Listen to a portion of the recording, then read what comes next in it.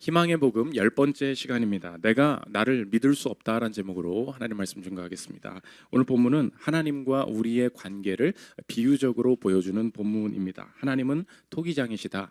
나의 인생은 진흙이다. 그릇이다. 평생에 내 인생의 주인은 나다라고 배워온 나의 삶 속에서 이것이 당황스럽게 느껴지는 본문이 된다는 것입니다. 하나님이 내 인생의 토기장이가 되신다, 주인이 되신다는 이 말씀을 내가 어떻게 받아들여야 할지, 그리고 그것이 왜 내게 더 나은 행복이 되고 더 나은 구원이 되는지 살피는 시간 갖도록 하겠습니다. 세 가지로 나눠서 살피겠습니다. 첫째로 살필 것은 토기장이의 주권입니다. 하나님이 예레미야에게 토기장의 지부에 내려가라, 내가 거기에서 할 말이 있다 말씀하십니다. 1절부터 4절 보십시오.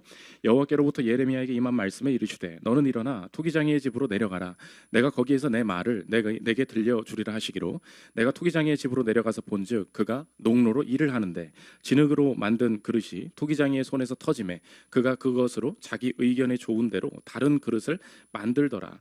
예레미야가 이 토기장이의 손에서 진흙이 어떤 방식으로 이 그릇으로 만들어지는지 쭉 보았다는 것입니다. 오늘 핵심적인 주제는 아니지만 한 가지 짚고 넘어간다면, 하나님께서는 내가 경험하게 되는 상황들 속에서 간접적으로 하나님의 성품과 그분의 속성을 깨닫게 만드시는 분이라는 것입니다. 오늘 예레미야에게 일부러 토기장이의 집으로 내려가 봐라, 거기서 할 말이 있다 말씀하십니다. 오늘도 우리 사랑하는 성도님들, 내가 경험하는 것들을 하나님과 연결시켜 보십시오. 아이를 키우면서, 또 학생을 가르치면서, 작품을 만들면서, 위아래 사람들과 일하고, 내가 월급 받아보면서, 내가 누구에게 월급을 줘보면서 하나님이 어떤 분이신가 이해하고 깨달아질 때가 있습니다. 그것이 내가 삶에서 하나님을 만나게 되는 중요한 순간이 된다는 것입니다. 그러면서 하나님께서 사람과 하나님의 관계가 어떻게 되는가 규정하십니다. 5절 6절 보십시오. 그때에 여호와의 말씀이 내게 임하니라. 이르시되 여호와의 말씀이니라, 이스라엘 족속아, 이 토기장이가 하는 것 같이 내가 능히 너희에게 행하지 못하겠느냐. 이스라엘 족속아, 진흙이 토기장이의 손에 있음 같이 너희가 내 손에 있느니라. 너는 너의 삶이 주인이 누구라고 생각하니? 그 모든 인생이 누구의 손에 있다고 생각하니? 내가 선택하고 내 마음대로 할 수 있다? 결코 그렇지 않다는 것입니다. 하나님이 토기장이시다.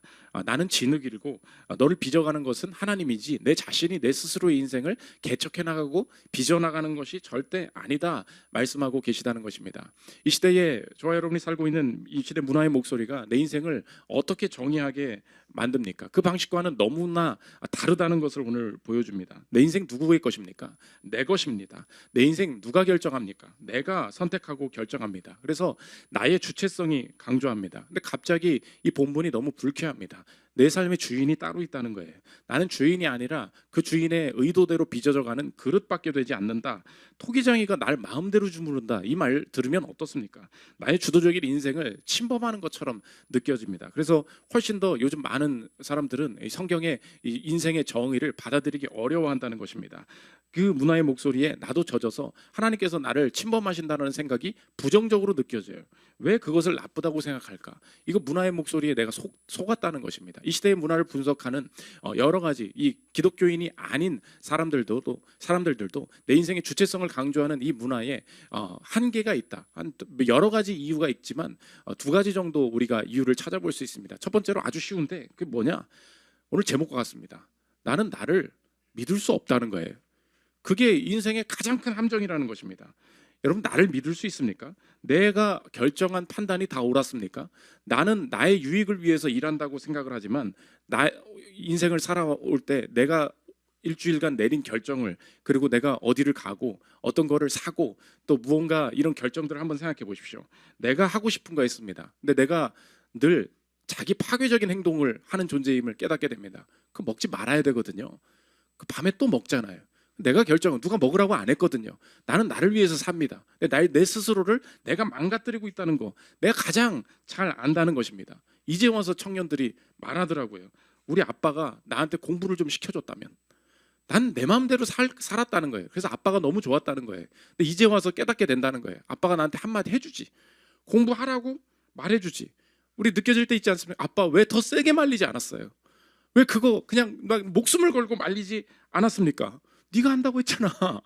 우리 인생의 후회가 내가 다 하고 싶은 거 하거든요. 근데 그것이 내 인생을 어렵게 만드는 것을 알고 있다는 것입니다. 내 몸 건강하려면 어떻게 되는지 다 알죠. 최근에 우리 자녀분들, 청소년분들 많은 우울증에 빠져 있다 이야기합니다. 왜냐? 부모가 사랑을 덜해서 아니에요. 이 시대 방식으로 너무 사랑해서. 이 시대 방식이 무엇입니까? 너의 인생은 너의 것이다. 그러므로 너의 인생에 너의 마음속에 무엇을 하고 싶은지 결정해라. 그것을 따라가라. 그러니까 엄마들은 아빠들은 늘 그렇게 말해요. 네가 하고 싶은 거 해. 난 무엇을 결정하든 너를 사랑해. 그 말 듣고 다 우울증 빠진다는 거예요. 아니 목사님 왜요? 그렇게 사랑스러운 말이 어디 있습니까? 내가 나를 압니까? 내가 뭘 하고 싶은지 아냐고. 그게 사람 죽이는 말이라는 거예요. 우리는 대개 내가 내 자녀를 사랑한다고 생각합니다. 어떤 방식으로요? 이 시대의 문화의 목소리가 말하는 방식으로 나도 모르게 내 자녀를 기르고 있다는 거예요. 나는 주의 자녀로서 내 딸 너무 사랑합니다. 내 아들 너무 사랑합니다. 그래서 뭘 하든지 응원해주고 언제나 격려해주는 사람 되고 싶습니다. 다 망난이 된다는 거예요. 이상하죠? 왜 그렇습니까? 네가 하고 싶은 거 해. 하고 싶은 게 얼마나 많아요. 뭐가 맞는지 어떻게 알아요? 상관없대요. 네가 옳은 걸 하래요. 그러고 나서 내 마음을 봤는데 청소년 시기에 얼마나 많은 게 있습니까? 결정을 못해서 같이 이 결정하는데 도와주는 엄마가 아닌 거예요. 뭐가 하나 있다라는 확신을 주는 아빠가 아닌 거예요. 거기서 다 망한다는 것입니다. 이 시대의 구원의 말씀이 무엇입니까? 오늘 성경이 뭐라 그래요? 나는 토기장이다. 너는 그릇이다. 신흙이다. 그러면 이 시대에 다른 말씀이 주어지고 다른 구원이 주어져야 돼요. 그것이 무엇입니까? 네가 하고 싶은 거 해. 아니에요. 하고 싶은 거 없고 잘 모르겠지. 그런데 확신해라. 하나님이 원하시는 게 있어. 하나님이 너의 인생에 계획하신 게 있어. 하나님이 분명히 옳은 방향으로 이끄실 자리가 있어. 그거 하나 붙들고 가는 거야. 그것이 무엇인지 엄마랑 같이 분별해보자. 그것이 뭔지 아빠랑 같이 기도해보자. 그때 방향이 생기는 거예요. 그때 깃발을 붙든다고. 그때 전진할 수 있는 거예요. 온 세계가 방황하고 있습니다. 왜요? 내가 내 마음대로 나를 믿으래요. 내가 믿을 수 있습니까? 앨런 노블이라는 교수님이 You are not your own. 그러니까 나는 나의 것이 아니다라는 책에서 이렇게 이야기합니다. 들어보십시오. 내가 나의 것이고 나에게 속했다면 내가 누구인지 스스로 정의해야 한다. 당신은 누구인가? 당신의 성격은 어떠한가? 무엇이 당신의 동기를 유발하는가? 이러한 질문은 쉽게 답할 수 없고 답은 인생의 시기에 따라 변할 수 있다. 하지만 변하지 않는 것은 이런 질문에 답할 책임이다. 이런 의무가 부담스러워지면 우리는 그것을 정체성의 위기라고 부른다. 많은 사람이 평생 반복적으로 하나의 정체성에서 다른 정체성으로 이동하면서 만성 정체성 위기에 시달린다. 중년들도 마찬가지라는 거예요. 회사가 너무 빨리 잘렸습니다. 그럼 난 누구인가? 그때서부터 만년 우울증인 거예요. 그냥 방황하면서 중년들이 살아갑니다. 왜 그렇죠? 내 인생 평생에 그 부장이었거든요. 그 상무였거든요. 내가 붙들 수 있는 거 그게 전부인 줄 알았거든요. 그거 없어져 버리니까 도대체 나는 누구인가? 내가 나를 믿을 수 있습니까? 내 선택을 믿을 수 없는 것이 내 자신이라는 것입니다. 훨씬 토기장이시다. 토기장이를 인정하는 게 낫다는 것입니다. 두 번째, 나는 내 인생은 내 것이다. 이 사상의 한계가 뭐냐? 타인의 인정이 필요하다는 거예요. 거기에 훨씬 더 목말라 한다는 거예요. 옛날에 사는 사람들은 누군가의 인정이 있었습니다. 뭐라 그래요? 신이 나를 보고 있다. 그죠? 하나님이 날 보고 계시다. 누가 날 보고 있는 시선이 있어요. 그래서 그것을 위해서 살아야 돼요. 하나님 지었습니다. 그래도 있었어요. 국가가 나를 바라고 있다. 이 시대가 나를 원하고 있다. 부모님 기쁘시게 하길 원한다. 부모님께 효도하기를 원한다. 다른 시선들이 있었다고. 근데 하나님 지었어요. 근데 무슨 부모 마음대로 살아. 뭘 네가 회사를 위해서 일해. 너를 위해서 일하라고.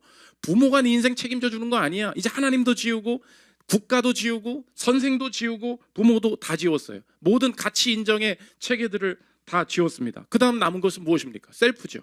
네가 하고 싶은 일을 해라. 그 다음 이제 내가 보이는 시선, 내가 누구한테 인정받아야 되는 시선이 없어졌다고 생각합니다. 이 시대에 사는 사람들 어떻습니까?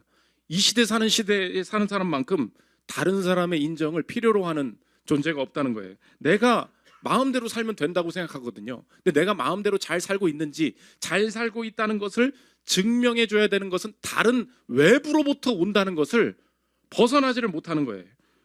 좋아요 몇 번 눌렀나? 이게 뭐예요 도대체? 옛날 사람들이 보면 너무 우스운 얘기예요. 그게 좋아요가 100개가 눌렸다는 둥, 내 스토리를 누가 보고 있는지, 몇 명이 봤냐는 둥, 이것만 쳐다보고 있어요. 팔로워 몇 명이냐? 야, 그 사람 유명하대. 그럼 이런 거 얘기하면 비웃죠. 그 막 굉장히 고급스러운 직업 가지신 분들이 이런 거 비웃거든요. 근데 본인도 똑같은 걸 몰라. 논문 인용 얼마나 되었냐? 그죠? 똑같다니까요. 그게 팔로워예요. 내 논문을 누가 많이 찾아봐 주냐? 자영업은 그런 거 없는데요. 자영업에 뭐가 없어? 리뷰 몇 개냐? 그죠? 리뷰가 몇 개는 달렸느냐에 따라서 내 기분이 좌지우지 되고, 그거에 그 팔로워가 얼마나 되느냐에 따라서 나의 정체성, 나의 정당성이 확보되는 구조가 되었어요. 보십시오.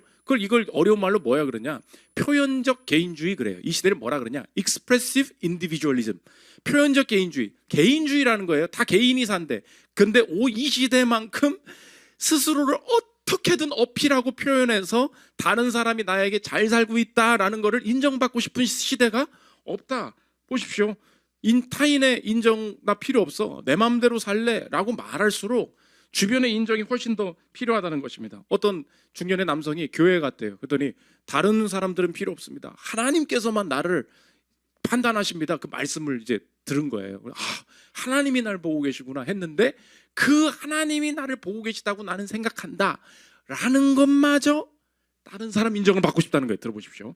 중년의 남성은 오직 하나님만 나를 판단하실 수 있다 라는 글귀가 적힌 티셔츠를 입지만, 분명 남들이 그 티셔츠에 따라 자신을 판단해 주기를 원한다.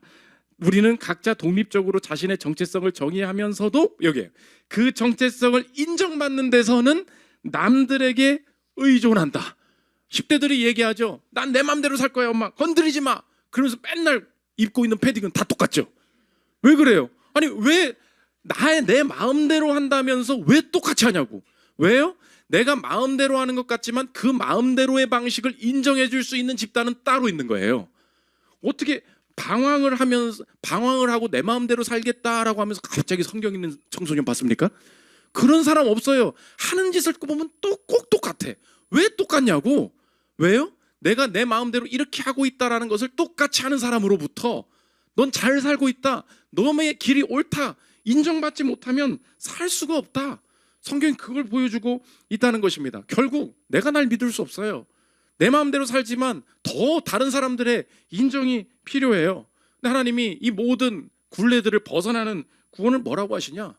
내가 토기장이다, 너 진흙이다. 그분에게 의존하는 게 훨씬 좋다는 거예요. 왜요? 그분은 우리 마음대로, 내 마음대로 만들 거야. 그러므로 이 그릇이, 이 진흙이 불행해지게, 버려지게 그렇게 두시지 않는다는 거예요. 하나님은 어떤 분이시냐? 자기의 유익이 자기가 자기의 창조 피조물의 유익과 동일하게 만드실 수 있는 분이에요. 자신의 뜻이 곧 나의 유익이 될 수 있도록 하실 수 있는 분, 이 세상에 하나님밖에 없다는 것입니다. 그 앨런 노블의 이야기입니다. 우리가 누굴 의지해야 되냐? 이어서 들어보십시오. 우리는 유익을 바라면서도, 이거 안 했나? 자신의 유익을 완벽히 바랄 수 있는 존재에게 속해야 한다. 우리의 유익과 자신의 유익에 충돌이 없는 분을 선택해야 한다. 하나님이 어떤 분이라고요? 우리의 유익과 하나님의 유익에 충돌이 없어요. 하나님 일을 하면 내가 불행해진다. 그렇지 않아요. 하나님의 일을 내가 할 때 내 인생이 가장 행복해질 수 있다. 그러므로 여러분, 오늘 첫 번째 내지에서 적용인데, 여러분의 인생에 주도적인 선택을 한 것들에 대한 실패이죠. 주도적인 선택을 했는데 이후에 부정적인 감정, 부정적인 상황들이 있죠. 주도성 이후의 실패를 메시지로 보라는 것입니다. 하나님께서 자신이 토기장임을 드러내시기 위해서 우리 인생에 하시는 방식이 그거예요. 오늘 내 마음대로 했죠. 내 마음대로 결정했잖아요. 근데 꼬였죠. 그게 메시지라고. 내 인생이 망한 게 아니고요. 그게 하나님 나를 부르시는 메시지라고요. 왜요? 마음대로 살았는데 왜 이렇게 기쁨이 없지? 재미가 없지? 마음대로 이 길 가겠다고 결정하는데 왜 이렇게 걱정이 많지? 마음대로 살았는데 이 실패가 무슨 꼴이냐? 라고 했을 때 인생 잘못 살았다. 내가 잘못 결정해서 후회돼. 인간적인 방식에서 이걸 해석하면 안 돼요. 내 주도성을 바꾸시기 위한 하나님의 구원의 계획이라고. 주도성 이후에 부정적인 느낌이 오십니까? 주도성 이후에 부정적인 결과가 나타났습니까? 이거 구원 계획이에요. 어떤 계획이요? 하나님이 토기장이십니다. 그때부터 내 인생 변화될 수 있다는 것입니다. 두 번째로 살펴볼 것은 그릇의 도전입니다. 오늘 절대 내 인생이 나의 것이 아니라 주님의 것이다. 그 신뢰하고 행할 때 내가 하나님이 이 그분의 뜻만이 내 삶에 이루어진다. 그 내 인생에 훈련시키시고 경험케 하시기 위해서 두 가지 대조 도전적인 상황들을 주신다는 것입니다. 하나는 상황과 말씀이 대조된다는 거예요. 상황과 말씀이 대조된다. 오늘 20장 18장 19장 쭉 넘어가면은 예레미야가 성전 책임 제사장이었던 바스울이라는 사람과 대결을 하게 됩니다. 예레미야한테 하나님이 말을 하라는 거예요. 니네 그렇게 하면 망한다. 하나님 앞에 불순종했기 때문에 너희들 나라의 멸망이 임한다. 막 말을 해요. 이게 하나님 말씀이죠. 말씀은 누가 망해요? 네가 망한다고. 바스울 네가 망한다고. 그런데 바스울이 상황에서 뭐라 그러냐? 너 혼자 뭐라고 말하냐? 나는 너를 죽일 수 있어. 나는 너를 가둘 수 있어 말해요. 그러니까 상황이 대조되는 거예요. 예레미야 입에서 나오는 말씀은 뭐라 그래요? 네가 망한다는 거죠. 그런데 이 바스울이 실제로 이 현실적인 모든 권한을 가지고 있어요. 그래서 이제 바스울이 뭐라 그래? 상황은 어때요? 예레미야를 옥에 집어넣는다고. 예레미야가 망한다고. 말씀은 어때요? 바스울이 망한다니까? 근데 바스울이 어떻게 해요? 예레미야를 망하게 한다. 이 대조가 나타난다는 것입니다. 20장 1절 보십시오. 임멜의 아들 제사장 바스울은 여호와의 성전의 총감독이라. 그가 예레미야의 이 일 예언함을 들은지라. 자꾸 우리 죽인다고 하니까 짜증이 나는 거예요. 2절. 이에 바스울이 선지자 예레미야를 때리고 여호와의 성전에 있는 베냐민 문 위층에 목에 씌우는 나무 고랑으로 채워 두었더니, 감옥에서 목에 고랑 채우고 못 움직이게 만들어 놓는 거예요. 근데 하나님이 계속 뭐라고 하시냐? 계속 말하라는 거예요. 너가 죽고 내가 산다고. 너가 망하고 이 말씀이 이루어진다고 계속 말하라는 거예요. 6절 보십시오. 바스울아, 너와 내 집에 사는 모든 사람이 포로 되어 옮겨지리니 내가 바벨론에 이르러 거기서 죽어 거기 묻힐 것이라. 너와 너의 거짓 예언을 들은 내 모든 친구도 그와 같으니라 하셨느니라. 계속 뭐라 그래요? 네가 죽어. 너가 죽을 거야. 계속 말씀을 한다는 거예요. 어떻게 적용합니까? 하나님께서 이 말씀의 능력을 경험하시기 위해서 상황과 말씀이 대조되는 상황, 하나님이 그 여정을 통과하게 하신다는 것입니다. 오늘 예레미야가 이상했겠죠. 내가 그 말을 할수록 내 목에 지금 칼이 들어와요. 근데 신기합니다. 바스울이 그 다음날 벗겨져요. 그냥 죽일 수도 있잖아요. 하나님이 말씀하시면 그냥 산다고. 그래서 말씀을 붙들면 어떻게 되느냐? 상황이 열악해요. 근데 말씀을 붙들잖아요. 이상하게 이 말씀 하나만 붙들면 훨씬 상황과 관계없는 전진이 가능하다는 것입니다. 이게 적용이에요. 말씀을 붙들면 어떻게 된다고요? 이 말씀 때문에 상황이 어떻게 변하든지 간에 상황과 관계없는 전진, 상황과 관계없는 성취, 상황과 관계없는 넓어짐이 가능하게 된다는 것입니다. 개그맨 이경규 씨 아시죠? 최근에 에세이를 썼는데 삶이라는 완벽한 농담이라고. 이분은 말씀을 붙들고 있더라고. 기독교인은 아닌 것 같아요. 인생의 지금 예능, 개그맨, 모든 방송 업계가 다 망해간다. 컨텐츠가 이제 돈이 안 된다. 이제 뭐 유튜브로 다 넘어갔다. 그러니까 자기도 지금 이제 노땅이고 살 길이 없잖아요. 그러니까 여러분 한번 인생에 생각해 보십시오. 이 사람의 본인의 상황은 어때요? 내 인생의 7080 옛날 그 시대가 아닌 거예요. 8090이 아닌 거예요. 그럼 어떻게 해요? 야, 위기다. 예능 위기다. 다 그런 상황이 있을 거 아닙니까? 근데 이 사람은 계속 잘 될 것 같다라는 거를 딱 느꼈어요. 이 사람이 붙들고 있는 말씀이 있는 거야. 그 본질이 뭔지를 알고 있는 거예요. 찾아보십시오. 들어보십시오. 안타깝지만 코미디언의 시대는 저물고 있다. 이전에는 방송국마다 간판 코미디 프로그램이 있었는데 시청률이 떨어지기 시작하더니 이제는 거의 다 사라졌다. 코미디언들은 어느 순간부터 유튜브로 흩어졌고 방송국은 공채든 특채든 새로운 코미디언을 뽑지 않는다. 예능 프로그램은 어떤 유행이든 우르르 왔다가 우르르 가버린다. 출연진도 출신이 다양해졌다. 어디까지가 예능인이고 어디까지가 방송인일까? 경계가 모호해졌다. 운동선수인지 예능인인지 MC인지 아나운서인지. 하지만 확실히 말할 수 있는 게 있다. 뭐야? 웃음은 영원할 것이다. 사람들은 계속해서 웃음을 찾을 것이고 누군가는 계속 웃음을 만들려고 할 것이다. 코미디 영화도 시트콤도 스탠딩 코미디도 남아있다. 점차 광대는 사라지고 있지만 그래도 마지막 광대인 나는 간다. 내가 좋아하는 것을 찾아 새로운 포맷을 만들어내면서 웃음의 형태는 바뀌어도 웃음을 찾는 여정은 계속될 것이다. 너무 은혜가 되죠? 아멘 할 뻔해서 내가 진짜 이거 읽으면서 이게 딱 읽고 이번 주 설교 준비 끝. 이거 내 인생에 말씀을 붙든다는 게 뭐냐? 너무 막연해요. 뭐 하라는 거예요, 목사님? 오늘 상황이 어때요? 예레미야가 바수라한테 말하래요. 네가 죽어, 네가 죽는다고 계속 말해요. 근데 내 상황이 계속 안 좋아져. 뭘 죽긴 뭐가 죽고, 내가 네 목에 이거 고랑 걸 수 있는데 뭔 소리야? 라고 하는 이 모든 상황 속에서도 갑자기 고랑이 풀려요. 계속 말하게 하세요. 이 말씀 하나가 붙들고 있었더니 상황이 어떻게 변화되든지 간에 내 인생에 다른 방식으로, 다른 직업으로, 다른 모습으로 이 말씀이 여전히 성취되는 거 얼마나 멋집니까? 나는 이 포지션에 있을 거야. 여러분, 그런 여러분의 인생에도 한번 생각해 보십시오. 이 회사에 계속 붙들고 있을 거야. 이 부서 내가 떠나면 안 돼. 내가 이거 없으면 안 돼라고 생각하는 아이템들이 하나씩 있잖아요. 만약에 내가 그거 의지하면 그 상황 바뀌면 어떻게 할 거예요? 그 업황이 꺾이면 어떻게 할 거냐고. 여러분, 오늘 나는 꽤 안전해라고 생각하시는 분 계십니까? 오늘 뭐 붙들고 있습니까? 하나님이 오늘 오히려 그거 위험하다, 곧 끝난다, 오히려 너의 인생이 이것 때문에 좁아진다, 이 포지션이 없어지면 어떻게 할 거냐?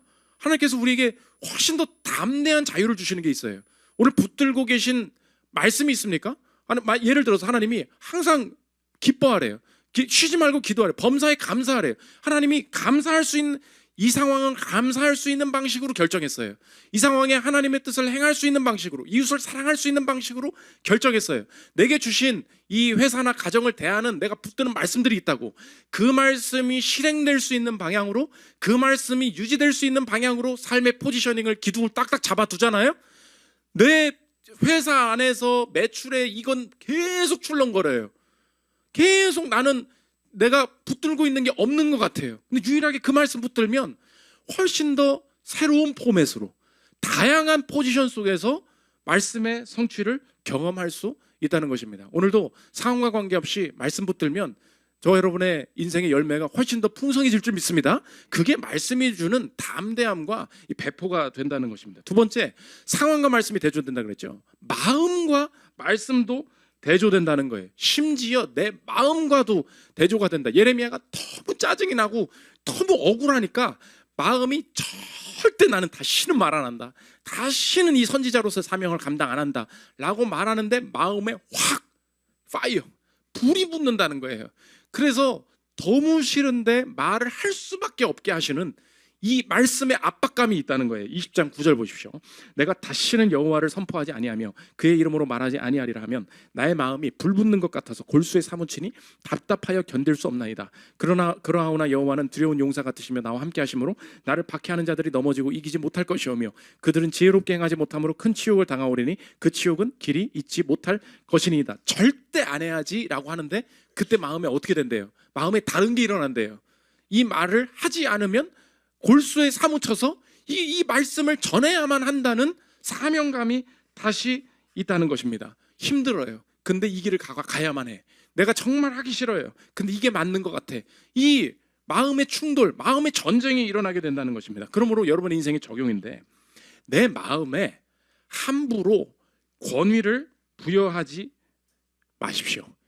이 시대를 많은 사람들이 뭐라 그러냐면 The Age of Authenticity. 어센티시티가 뭐예요? 진정성이거든요. 그러니까 나는 내 인생의 주인은 나잖아요. 그러면 내 인생의 결정을 하려면 뭐라 그래요? 어센티시티. 진정한 것은 내 마음에 있다는 거예요.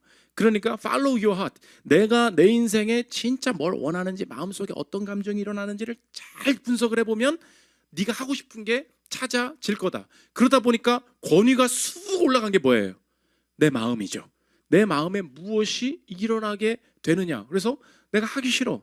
내가 하기 싫은 마음이 들어요. 나 그래서 안 할 거예요. 이 마음에 그것 따라가면 된다. 근데 오늘 성경은 뭐라 그러냐? 마음과 말씀이 충돌한다는 거예요. 그러면 뭐가 맞다는 거예요? 말씀이 맞다는 거죠. 그럼 이 시대가 그리스도인들이 살아갈 때 그리스도인들이 훨씬 더 죄책감에 쉽게 빠지는 시대라는 거를 내 스스로 인지해야 된다고. 왜 그렇습니까? 성경은 뭐라 그래요? 내 마음이 중요하대요? 안 중요하대요? 안 중요하대요. 내 마음에 무슨 생각이 드는지 중요하대요? 안 중요하대요? 안 중요하대요. 뭐가 중요하대요? 하나님이 내 인생에 대해서 어떻게 말씀하시는지, 하나님이 나를 어떻게 바라보고 계신지, 하나님이 무슨 일을 행하실 것인지, 뭐가 중요해요? 말씀이 중요해요. 근데 이 시대가 뭐라고요? 어텐티시티, 진정성이 어디에 있어요? 말씀에 있지 않고 내 마음에 있어요. 그러면 그리스도인들은 여기서 다 무너지는 거야. 생각해 보십시오. 그리스도인들은 뭘 배웠죠? 죄가 있다는 걸 배웠죠. 내가 하나님을 거부할 수 있다는 걸 배웠다고. 하나님이 원하시 않는 게 있다는 걸 내가 안단 말이에요. 근데 살아갑니다. 어때요? 한 주간에 내 마음에 뭐가 있었습니까? 어떻게 내가 목사가 돼서 이런 생각이 나지? 어떻게 내가 그리스도인인데? 이런 생각, 이런 분도, 이런 걸 내가 품고 살 수 있지? 내가 그리스도인인데 아직도 안 변했나 봐. 어떻게 이렇게 신앙생활을 하고 나서도 내가 이 사람한테 이런 말을 내뱉고 속으로 이런 욕을 할 수가 있지? 그때마다 드는 생각이 뭐예요? 내 마음에 쓰레기 같은 게 있잖아요. 그때 확 눌려요. 나 아직 멀었나 봐. 야, 아무리 해도 안 돼. 이래봐야 이게 지금 변화가 있는 게 맞아? 이게 착각이라고. 지금 이 말 자체가 지금 뭐에 권위를 부여하고 있어요? 내 마음의 권위를 부여하고 있다고. 와, 어떻게 이런 마음이 들 수가 있지? 성경은 뭐라 그러냐? 갖다 버려. 그거 원래 드는 거야. 근데 별거 아니야. 우리가 그렇게 말해야 된다고요. 오늘 한 주간에 오늘도 살아갈 때 쓰레기 같은 생각이 있죠? 자꾸 그거를 오늘 적용이 뭐라 그랬어요? 마음에 너무 많은 권위를 부여하지 말라고. 그런 마음이 들잖아요? 아, 쓰레기 같은 생각도 나네. 별거 아니에요. 그게 내 인생을 규정하지 않아요. 나는 어떤 존재예요? 그리스도께서 나를 붙들고 계십니다. 나를 그리스도로 옷 입혀 주셨습니다. 믿습니까? 근데 내 인생에 막 이런 게 있잖아요. 그럴 수 있는 거예요. 난 안 변했나 봐. 막 눌려 죄책감. 아니에요. 성경은 마음과 말씀이 일부러 충돌하게 만드세요. 왜요? 하나님이 너 뭐 붙들고 있니? 너의 인생이 스스로 마음을 통제하고 마음을 경건하게 하고 마음을 깨끗하게 하고 내가 수양을 하고 내가 마음을 절제할 수 있는 그거, 하나님 그거 못 붙들게 하세요. 마음은 막 요동을 쳐요. 그 상황에도 나 안전하다는 거예요. 왜요? 마음엔 권위가 없어요. 내 인생에 무엇에 권위가 있어요? 말씀에 권위가 있다는 것입니다. 절대 마음 믿지 마라. 지난주에 했죠. 17장 9절 보십시오. 만물보다 거짓되고 심히 부패한 것은 마음이라 누가 능히 이를 알리오마는. 여러분의 마음에 있는 것이 하나님과 대적되는 생각들이 많이 난다고 해서 거기에 이게 진정한 난가 봐. 이게 진짜 변하지 않은 난가 봐. 절대 속지 마십시오. 그리스도께서 십자가에 못 박히실 때 나의 인생을 같이 십자가에 못 박으셔서 같이 죽게 하셨고 나를 같이 살게 하셔서 오늘 나의 인생을 여전히 바라보실 때 나의 인생을 존귀한 주의 자녀로 거룩하고 흠이 없는 주의 자녀로 나를 오늘 바라보고 계심을 믿으십니까? 마음의 생각들은 다 쓰레기라고. 그럴 수 있는 거예요. 내 절대 이거 따라가지 않는다. 이래도 괜찮은 거다. 말하고 넘어갈 줄 알아야 된다는 것입니다. 마지막 세 번째, 깨지지 않는 그릇입니다. 오늘 토기장이 집에 갔잖아요. 가서 하나 사래. 옹기 사서 보이는 그 앞에 너를 대적하는 사람들 앞에서 대놓고 깨뜨려라 말씀하십니다. 19장 10절 보십시오. 너는 함께 가는 자의 목전에서 그 옹기를 깨뜨리고 그들에게 이르기를 만군의 여호와께서 이와 같이 말씀하실 때 사람이 토기장의 그릇을 한 번 깨뜨리면 다시 완전하게 할 수 없나니 이와 같이 내가 이 백성과 이 성읍을 무너뜨리리니 도벳에 매장할 자리가 없을 만큼 매장하리라. 바벨론 포로로 끌려가는 마지막 멸망을 보여주고 있습니다. 오늘 위험한 말이죠. 한 번 깨뜨리면 다시 완전하게 할 수 없다. 깨뜨리면 끝이다. 언제나 성경 예레미야의 모든 흐름들은 파괴하고 파괴한 다음에 심고 건설한다. 그래서 늘 뭐 다시 깨뜨리면 다시 온전하게 못해라고 말해놓고 꼭 마지막에 신락 같은 희망을 늘 남겨놓는다는 것입니다. 20장 13절 보십시오. 여호와께 노래하라. 너희는 여호와를 찬양하라. 가난한 자의 생명을 행악자의 손에서 구원하셨습니다. 마지막에 늘 찬양하라, 노래하라 그래요. 이게 늘 그 선지서를 읽을 때마다 막 다 깨부실 거야. 절대 안 돌아볼 거야. 기도 안 들어줄 거야. 뭐 깨뜨리면 다시 할 수 없어라고 말한 다음에 마지막에 뭐 살짝 소망으로 끝나고 언제나 이런 걸 볼 때 이상하잖아요. 그때 이렇게 늘 해석하십시오. 그런 소망이 살짝 나오잖아요. 그럼 이렇게 해석하면 돼요. 이것은 최종 결말이 아니다. 이렇게 생각하면 돼요. 언제나 다 망하게 할 거야. 절대 안 돌아볼 거야. 막 말씀을 하세요. 그런데 그 다음에 또 소망이 나와. 그럼 뭐냐? 이것은 이 결말이 나오는 건 맞다. 그런데 이것은 최종 결말이 아니다. 최종 결말은 따로 있다. 보여주는 거예요. 오늘 파괴하고 건설하는 이 패턴. 오늘 이 남유다의 백성들이 하나님 앞에 불순종해서 깨뜨려진다 그랬죠. 우리 인생의 최종 결말은 이 방식으로 마지막에 나타날 것이다. 그걸 보여주는 거예요. 최종 결말이 아직 아니라 그랬잖아요. 우리의 인생이 하나님의 손 안에서 영원히 마지막에 깨뜨려지는 순간, 그것이 무엇입니까? 그 죽음이죠. 그걸 포인팅, 보여주고 있는 거예요. 남유다가 하나님 앞에 깨뜨려지면 다 무너지는 것이다. 이걸 보여줘요. 그래서 바벨론 포로에 사로잡혀 가지 않습니까? 그 옛날 얘기가 아니라 오늘 우리가 당면할 최종 결말은 무엇인지 보여주는 역할을 한다고. 우리의 인생이 내 마음대로 나는 내 것이다라고 산다고. 내 마음대로 못하는 순간이 온다는 거예요. 네 인생 네 거라며. 근데 왜 네 마음대로 못하냐? 그게 증거라는 거예요. 내 마음대로 못하는 순간이 뭐죠? 내가 죽는 순간이죠. 네 인생 주인이 너인데 왜 네 인생 스스로 마지막을 결정을 못하니? 그게 인생의 신비라는 거예요. 그게 인생의 운명이라는 거예요. 진짜 주인은 죽음을 결정하시는 하나님 손에 내 인생이 있었구나. 그때 결국 내가 하나님 앞에서 이 죽음으로 내 인생이 마지막 깨뜨려져야 되는데, 이 죽음의 깨뜨려짐이 깨뜨리지 않게 변화되고 구원하신 분 계시다는 거예요. 나 대신 깨뜨려지신 분, 예수님이시죠. 예수님이 이 땅에 오셨습니다. 마지막에 내 인생에 우리 이 죄인의 죽음을 대신해서 대신 십자가에서 자신의 살이 찢김으로 깨뜨려 주셨어요. 그분이 그릇이라면, 그분이 깨뜨려 주심 때문에 내 인생이 죽음 이후에도 영원히 하나님 앞에서 깨뜨려지지 않는 영생을 소유하게 된 것을 믿으십니까? 그때 이제 주객이 바뀌는 거예요. 내가 주인인 줄 알았습니다.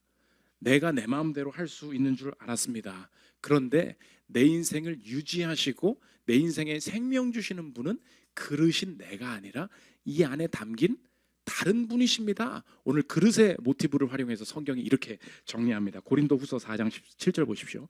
우리가 이 보배를 질그릇에 가졌으니 이는 심히 큰 능력은 하나님께 있고 우리에게 있지 아니함을 알게 하려 함이라. 하나님, 나 질그릇입니다. 나를 유지하는 것은 내 안에 담긴 보배입니다. 그러면 그리스도께서 나 대신 죽으시고 깨뜨려지시면서 내 인생의 마지막의 죽음이 하나님과 영원히 단절되는 내 인생의 마지막 깨뜨려짐이 아니라 부활과 영생으로 내 인생이 깨지지 않는 영생을 소유한 자임을 안다면 마지막 질문이 들죠. 그러면 주님, 오늘의 고난은요? 오늘 우리 가정 깨질 것 같습니다. 내 마음이 깨질 것 같습니다. 내 인생이 하나님 앞에 범죄해서 내 인생이 복을 받지 못할 것 같습니다. 이 주변의 상황이든 내 인생의 죄악이든 내 스스로가 깨뜨려질 것 같은 상황들 있잖아요.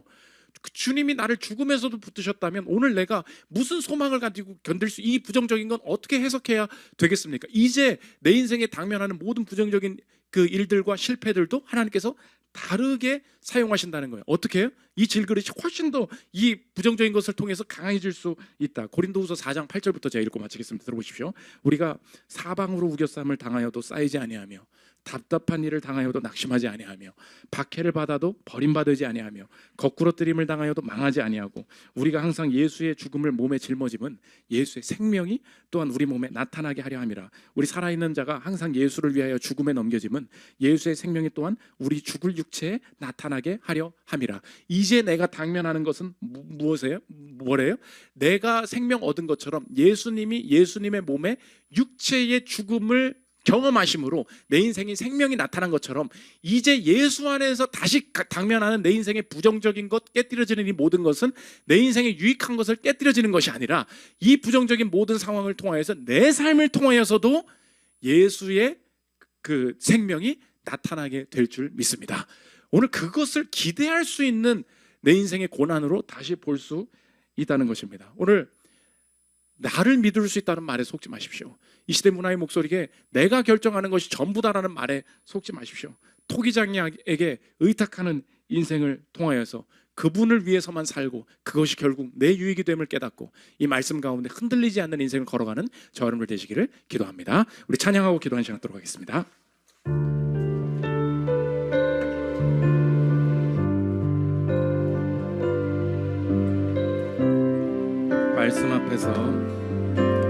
말씀 앞에서 경외함으로 주께 홀로 섭니다. 생명의 말씀 듣고 순종해 주를 예배합니다. 기록된 말씀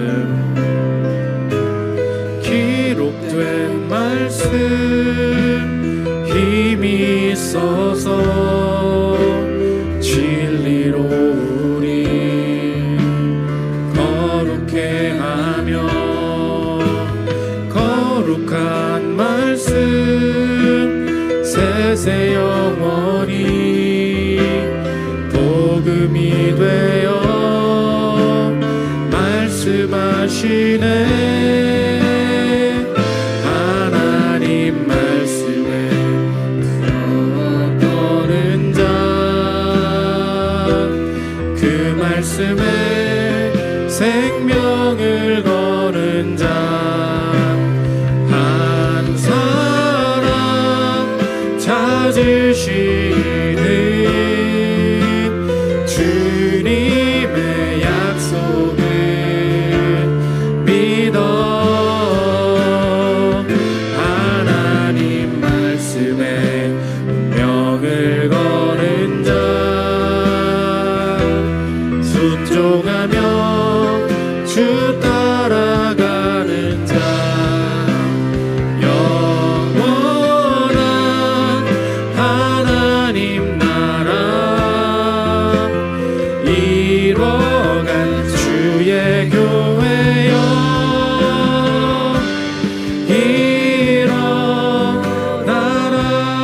일어나라. 주간 공동체 기도 읽고 기도하는 시간 갖도록 하겠습니다. 우리 주보와 PPT에 나와 있습니다.